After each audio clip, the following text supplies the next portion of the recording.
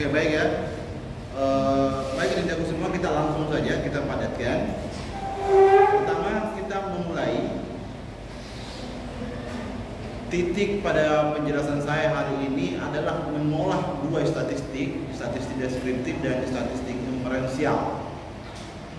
Yang perlu kalian perhatikan pada saat membuka aplikasinya, 3 fitur saja yang ditempati untuk bermain.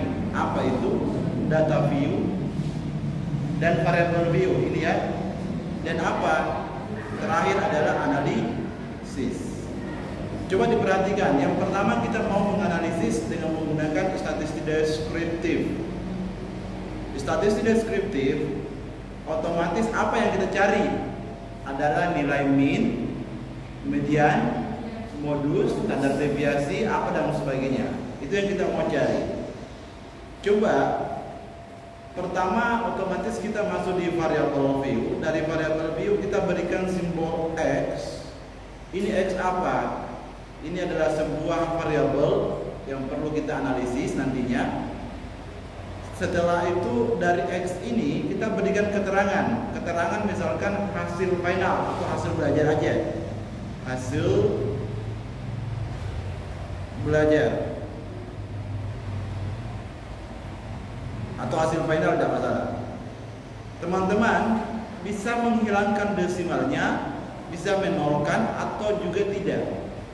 Kalau teman-teman tidak nolkan, dia akan nampak pada saat diinput di data view, dia akan nampak seperti ini. Kalau misalkan nilainya ketua tingkat 70, dia akan nampaknya seperti itu. Jadi kita hilangkan desimalnya,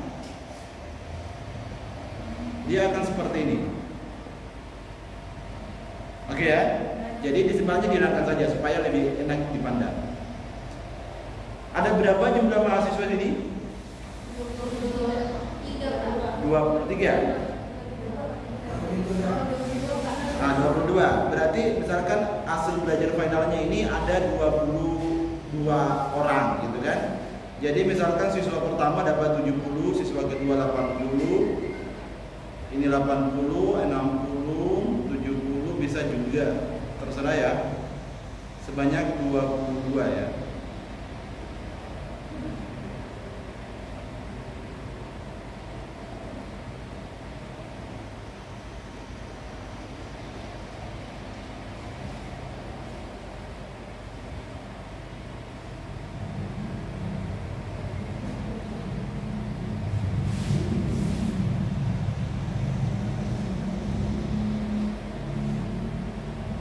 Ya, ini ada nilai hasil final teman-teman.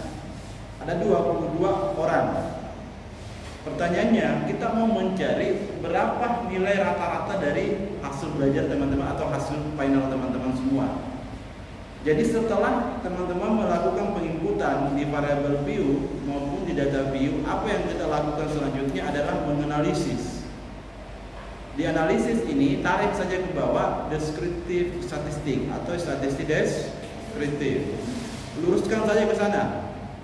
Setelah lurus, klik. Nah, setelah diklik, ini data yang di luar ini kita masukkan ke dalam. Setelah masuk, kita klik paling atas, statistik. Nah, apa yang dicari? Nilai rata-rata atau disebut mean. Terus median. Apa itu median? Nilai tengah. Modus atau dibaca mode. Ini kan mode di sini itu disebut modus. Apa itu modus? Nilai yang sering muncul. Ada nilai terendah dan ada nilai tertinggi. Nah, ini standar deviasi. Variasinya boleh nggak Pak? Boleh. Tetapi kalau sudah dicentang standar deviasi, variasi tidak perlu. Terus apa itu standar deviasi Pak? Adalah nilai yang menyimpang. Apa ada nilai menyimpang antara nilai tertinggi dan nilai terendah. Jadi kita cari itu standar. Setelah itu range. Apa itu range? Adalah rentang nilai antara nilai minimum dan nilai maksimum. Setelah itu oke. Akan muncul hasilnya.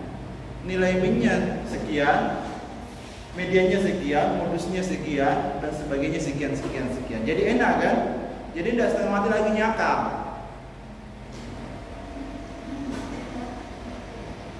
Paham ya sampai di sini ya? Kan ada rekamannya, bisa kalian teman-teman ya. Terus selanjutnya, Pak, saya butuh gambar, saya butuh histogram. Kalian bisa langsung masuk lagi ke analisis. Sama di posisinya.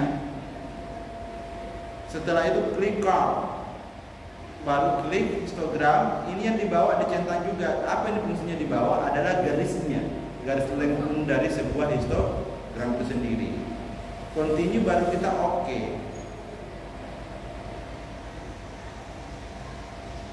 Tunggu dulu, lalot sekali ya. Oke, sudah muncul histogramnya. Ini yang paling bawah samping ya.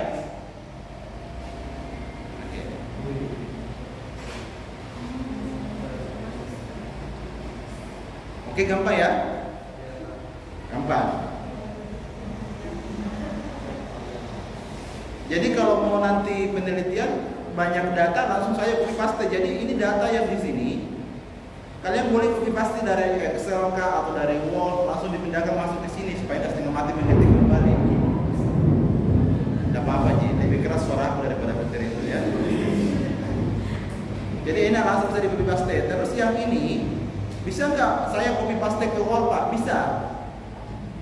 Coba perhatikan, ini bisa di copy paste ke Word. Kalian klik saja, klik kanan, baru copy. Bisa langsung dipaste ke Word. Semua yang ada di sini bisa dipaste ke Word. Ini langsung kita klik saja, langsung klik kanan, langsung copy. Atau Ctrl C, boleh langsung seperti itu. Terus ada nggak histogram yang lain Pak? Ada. Langsung klik card. Kalau kita butuh yang lingkaran, langsung klik yang di atas. Continue.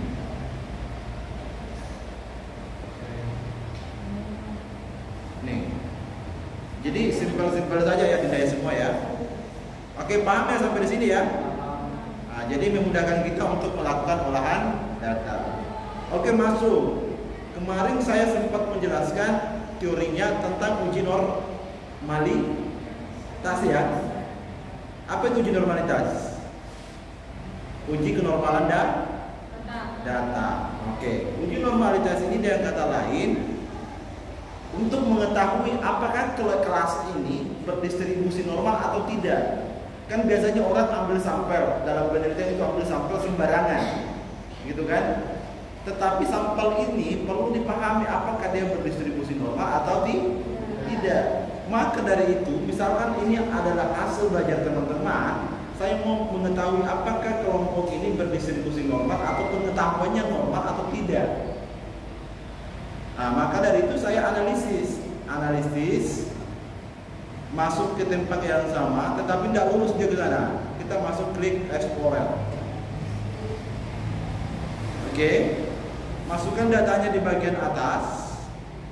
Setelah masuk, klik Close, baru Normality, baru Continue, baru OK. Test of normality. Oke.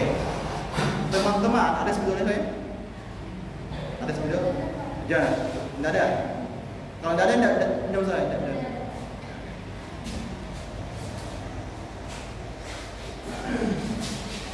Teman-teman, ini perlu dipahami bahwa alfa yang kita gunakan, kemarin kan saya sudah jelaskan alfa itu apa? Taraf kesalahan kecil. Jangan bingung aja. Ada saya pernah saya jelaskan. Pernah saya jelaskan kayaknya ya? Belum pernah.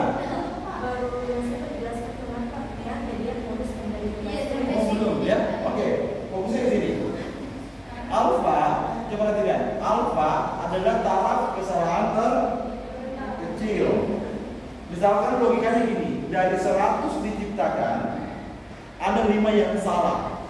Itulah disebut taraf kesalahan terkecil. Jadi ada 2 taraf, ada taraf kebenaran dan ada taraf kesalahan. Taraf kebenarannya 95%, taraf kesalahannya 5%. Jadi alfa yang umum kita gunakan adalah 0,05. Ini ingat ya, dikatakan normal apabila nilai signifikannya lebih besar daripada alfa. Jadi ingat itu. Dikatakan normal, ini teoremanya.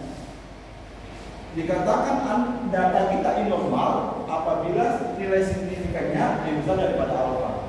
Pak, saya sudah paham tentang alfa. Alfa itu adalah taraf kesalahan kecil. Apa ini nilai signifikan? Nilai signifikan inilah nilai signifikannya. Terus Pak, ada 2 yang kita pakai yang ini, bukan yang pinggir ini. Kalau yang ini pakai Q kuadrat, ini tidak pakai. Ini yang kita pakai. Oke, yang ini kita pakai ya. Di depannya ini ada titik, berarti di sini adalah 0,200. Jadi kalau ada titik di depannya, berarti itu ada 0 di depannya. Berarti nilai signifikannya berapa? 0,200. Mana yang lebih besar? Ini atau yang ini? Lebih besar nilai signifikan. Berarti signifikannya lebih besar 0,0. Apakah dia normal? Dia normal karena signifikannya besar daripada alfa. Gampang kan? Gampang? Gampang tuh? Oke. Bisa dipaham tak ini? Bisa ya? Karena ada direkam tak itu. Apa ini uji normalitas, Pak? Uji normalitas itu adalah uji prasyarat. Apa itu uji prasyarat? Uji prasyarat dalam mengambil sebuah sampel. Karena dalam penelitian otomatis kita butuh sampel kan? Tidak mungkin tidak butuh sampel. Jadi kita butuh sampel, apakah sampelnya bersama manusia, hewan atau tumbuhan, itu tetap diuji normalitas.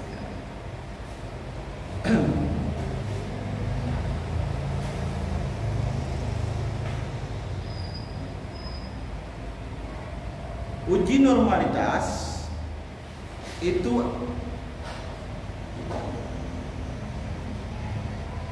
berlaku biar pada satu kelas maupun 2 kelas. Terus bagaimana Pak kalau uji homogen? Uji homogen, apa itu homo? Apa itu homo? Sama kan? Homo itu sama. Nah, berarti homogen itu berarti kita mau menguji apakah 2 kelompok, misalkan di sini saya bagi 2 kelompok.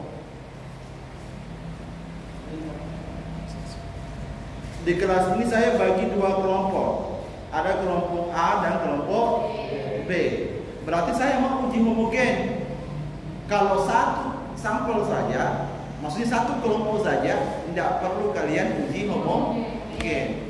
Kalau 2 sampel perlu dilakukan uji homogen. Caranya bagaimana? Saya buka tab baru ya. Caranya bagaimana? Posisi bermain kita ada di variabel view dan ada di data view. Jadi ingat, coba perhatikan. Misalkan di variabel view saya kasih di sini simbol X, terus desimalnya saya nolkan, labelnya tadi apa? Hasil belajar ya. Hasil belajar. Di sini saya kasih penjelasan ke kelompok ya. Bisa langsung ditulis saja. Kelompok. Kecuali. Terus di sampingnya ini belum klik di sini, itu tidak muncul titik. Nanti pada saat kalian klik, itu akan muncul. Seperti yang di bawah ini tidak muncul kan? Yang di bawah ini tidak ada muncul kan? Tapi pada saat kalian klik di sini, dia akan muncul titik seperti ini. Oke, pada saat kalian klik ini, apa yang dipilih adalah string. Ini yang diklik kan, string. Coba tolong diperhatikan. Klik string, baru oke. Setelah itu, ini yang sejajarnya ke bawah. Jangan klik di sini. Klik yang di sini, sejajar dengan kelompoknya. Diklik, baru dikasih simbol A. Apa itu A? Misalkan kelompok 1, add masuk. B, kelompok 2, baru oke. Setelah itu kembali ke data view. Nah, misalkan saya kasih nilai, mana tadi nilainya? Saya bagi 2 kelompok, ada 22 orang. Kalau saya bagi 2 ini berapa? 11 ya? 11.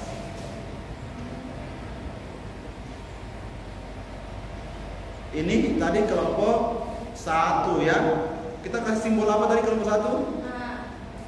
Simbol A. Jadi ingat ya tadi simbolnya. Oke.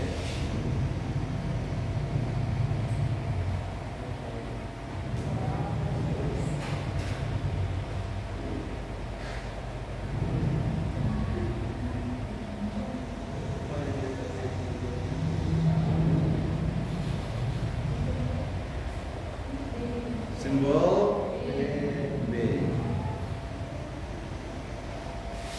Oke. Setelah itu kita analisis posisinya ya. Analisis masuk di sini posisinya. Tetapi dia posisinya bersama dengan uji normalitas tadi. Yang ini ya. Nah, setelah itu masukkan hasil belajar di bagian atas, kelompoknya di bagian bawah. Yang di bawah ini kosong. Setelah itu klik close-nya. Jangan centang yang di atas ini. Ini kan untuk normalitas. Yang kita centang bagian bawah. Ini yang paling bawah. Oke. Sudah lihat bagian bawah? Ini tadi tidak tercentang ya. Oke, baru continue, baru oke. Cari di sampingnya test of homogeneity. Ini test of homogeneity. Klik, sudah muncul. Pertanyaannya, apakah dia ini homogen atau tidak homogen?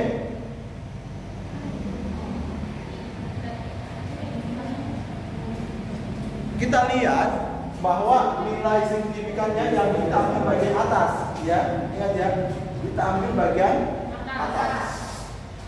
Nilai signifikannya 0, berapa? 0,45. Mana lebih besar dengan 0,05? Besar yang ini ya. Berarti posisinya tidak homogen. Karena teori limanya sama seperti ini yang kita ambil teori limanya. Kalau signifikannya lebih besar daripada alfa, dikatakan juga homogen. Kalau tidak, maka dari itu tidak dikatakan homogen. Oke? Bisa sebarang data itu Pak, kalau Ya.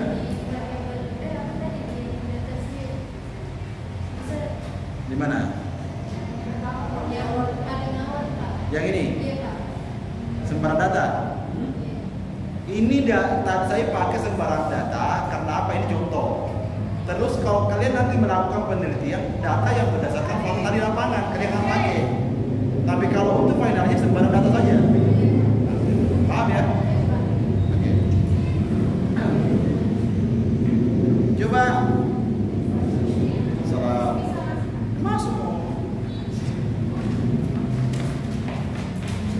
lanjut lagi kembali. Coba perhatikan.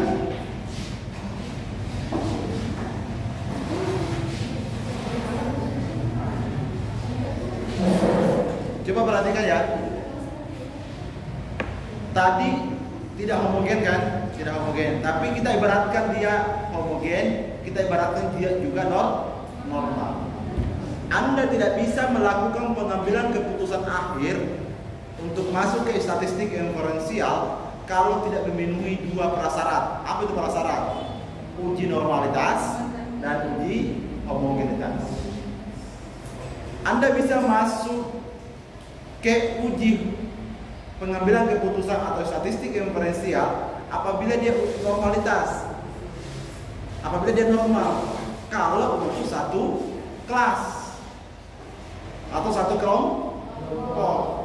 Kalau dua kelompok wajib melakukan dua uji prasyarat. Apa itu? Uji homogen dan uji normalitas. Oke, teman-teman coba perhatikan kembali. Saya ibaratkan bahwa data ini adalah normal dan homogen.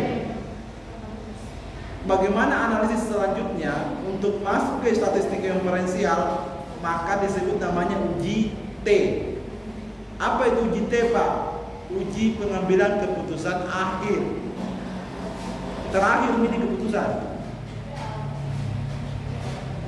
Apa itu terakhir? Ada penghapus semua, ada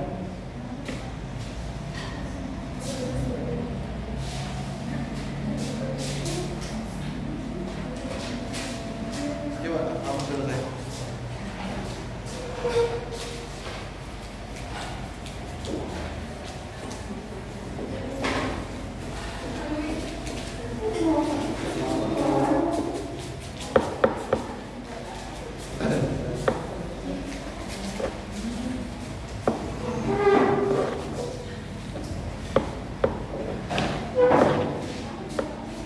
Oke, coba pahami. Teman-teman coba perhatikan kembali. Eksperimen itu apa? Eksperimen itu apa? Coba. Siapa namanya? Siapa? Marwan. Marwan mengatakan cinta sama Cici. Marwan mengatakan cinta sama Cici. Ada berapa kemungkinan terjadi? Ada dua kemungkinan. Apa? Diterima atau tidak. Begitulah dalam penelitian. Di saat kita melakukan uji coba, membawa sesuatu hal yang baru, kita mau uji cobakan kepada satu sampel atau kepada siapa, hanya dua kemungkinan yang terjadi. Apakah berhasil atau tidak berhasil. Sehingga kita mengenal namanya ada H0 dan ada H1. Apa itu H0 dan H1? Ini adalah dugaan sementara kita, apakah diterima atau ditolak. Hipotesis itu apa kepanjangannya atau artinya? Adalah dugaan sementara. Seperti tadi, di saat dia mengatakan cinta kepada Cici, hanya dua kemungkinan. Apa itu kemungkinan? Disebut hipotesis atau dugaan sementara.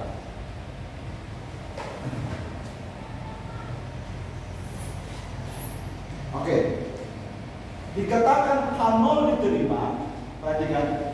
Dikatakan H0 diterima apabila nilai T itu lebih kecil daripada T tabel. Nanti saya ajarin bagaimana cara T tabel. Terus H1 diterima apabila nilai T itu lebih besar daripada T tabel. Oke. Untuk menentukan ini bisa dua unsur, tetapi satu unsur saja saya berikan kepada kalian. Coba perhatikan. Teman-teman dulu browsing T tabel. Coba cari T tabel. Ini sudah aktif ya?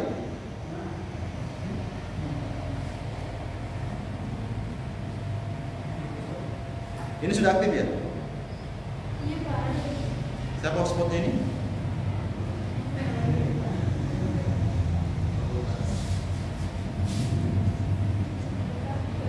Jadi caranya gini aja, tetable.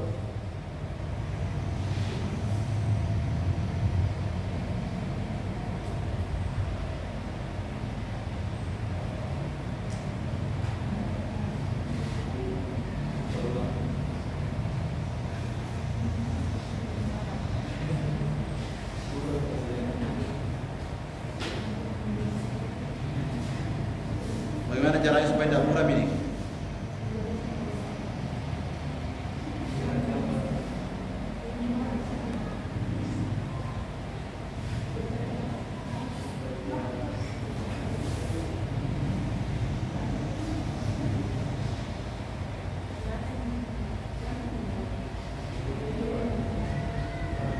Bisa dibayangkan angkanya tuh? Ibaratkan saja ya. Oke.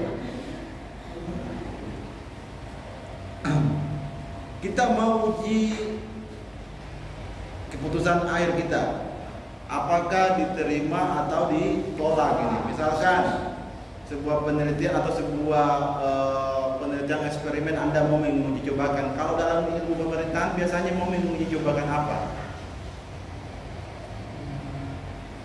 Kalau dalam pemerintahan apa yang mau diuji coba biasa?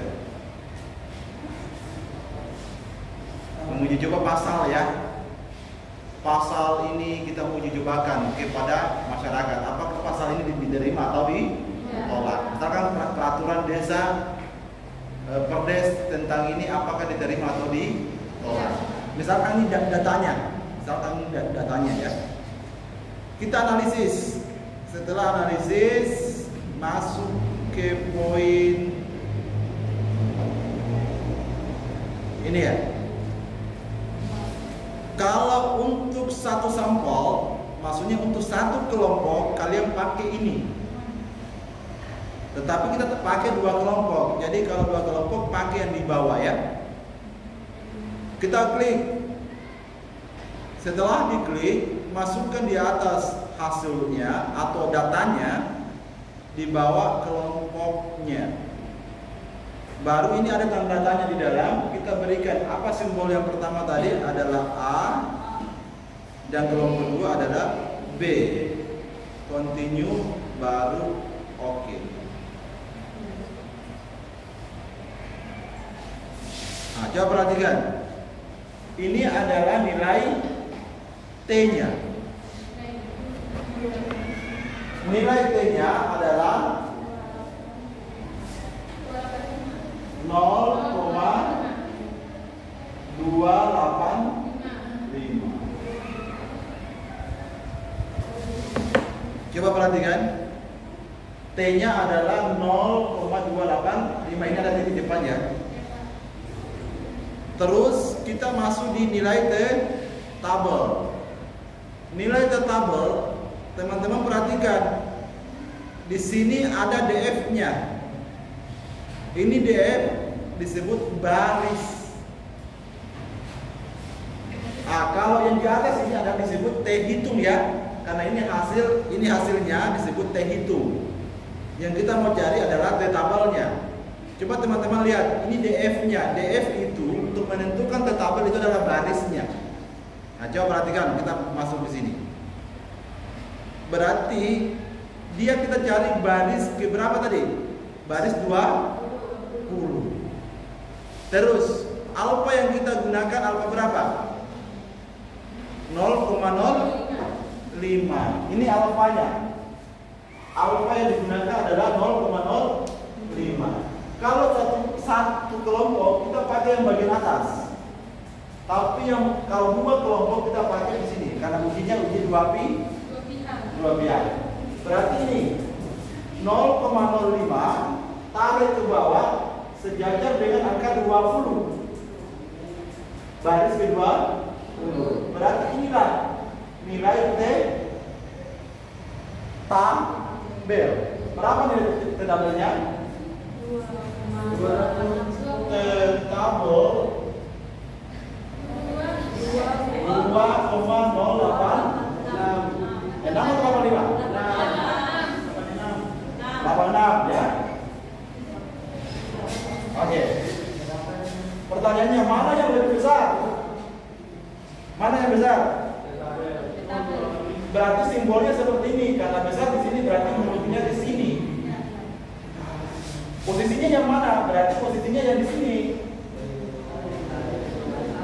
Apa yang diterima adalah H0. Gitu.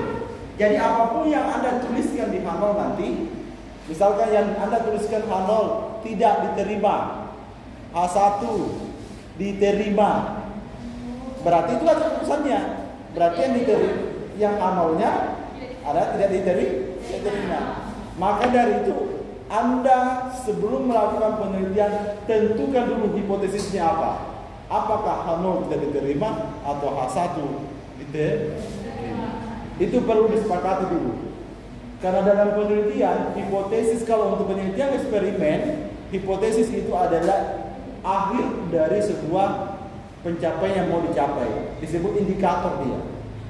Kalau penelitian deskriptif atau apa, batasan penelitiannya disebut indikator. Kalau eksperimen, batasan penelitiannya itu adalah hipotesis. Oke, paham sampai di sini? Paham? Apa deh?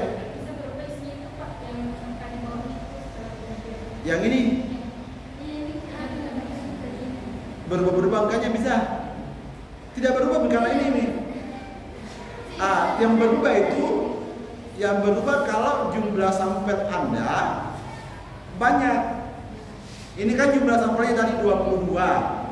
Kenapa 22 di sini? Karena dua kelompok berarti di masing-masing kelompok dikurang 1. Jadi 22 dikurang 2 itu dapat 20. Itu teoremanya. Jadi kalau tidak mau pusing teoremanya, langsung perhatikan DF-nya. Oke? Ini kan tidak bohong, ini karena aplikasi. Tapi kalau bertanya kok kenapa bisa 20, itu teoremanya tadi. Masing-masing kelompok dikurang 1 sehingga dapat 2. Kalau satu kelompok ini dikurang 1 Ji.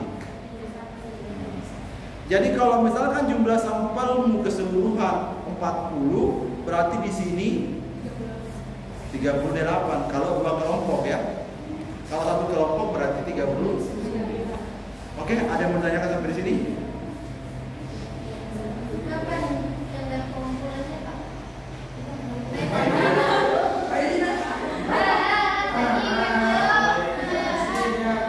Berapa menit aja tadi menjelaskan ini?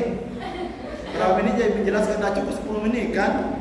Bisa menjelaskan kembali, bikin video jelaskan kembali. Bisa makalah. Bisa makalah.